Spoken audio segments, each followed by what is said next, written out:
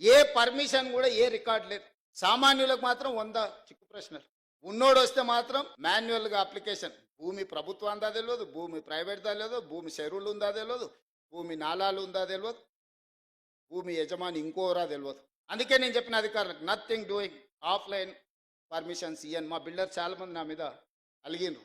ఒక రిఫార్మ్ తీసుకొచ్చేటప్పుడు డెఫినెట్గా కొంత అప్పటి వరకు లగ్జరీ అనుభవించిన వానికి కొంత బాధ ఉంటుంది. గ్రీన్ ఛానల్లో మాకు కొన్ని వెసులుబాట్లు ఉండే. రేవంత్ రెడ్డి గారు రాగానే పేదోడు లేదు పెద్దోడు లేదు అందరు క్యూలో రావాలి, ఆన్లైన్లో రావాలి, మీరు ఆటోమేటిక్ యాప్లో అప్లోడ్ చేయాలి, మీరు ఏమేమి పెడుతారో అందులో పెట్టుకురు, ప్రజలు పబ్లిక్ డొమైన్లో ఉంటుంది.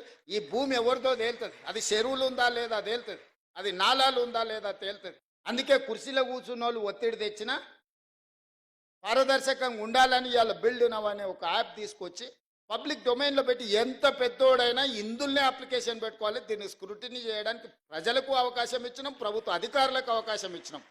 రేపు పొద్దుగాల ప్రభుత్వ ఉద్యోగస్తులకు అనుమతి ఇచ్చింది కాబట్టి మీరే బాధ్యత, మీరు శిక్ష అనుభవించుండి అని మిమ్మల్ని బలి చెయ్యొద్దన్న ఆలోచనతో ఈరోజు తెలంగాణకు సంబంధించిన కొంతమంది తయారు చేసిన ఒక యాప్ని ఈరోజు మనము ఇంట్రడ్యూస్ చేసినాం.